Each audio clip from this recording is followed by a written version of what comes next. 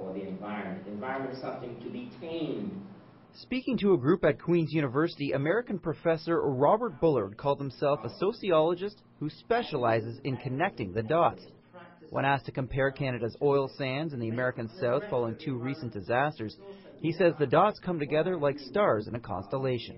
Because the end of that pipeline from Canada with the tar sands is in Port Arthur, Texas, and that refinery is in the middle of an African-American community, so there is a direct connect.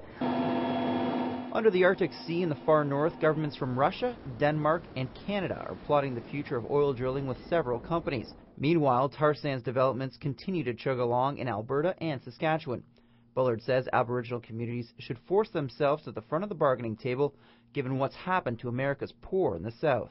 It's not rocket science that the communities that have the least are hit the hardest. As was the case in New Orleans following Hurricane Katrina. 6 years after the Category 5 hurricane ravaged the city, only the affluent communities have been able to rebuild.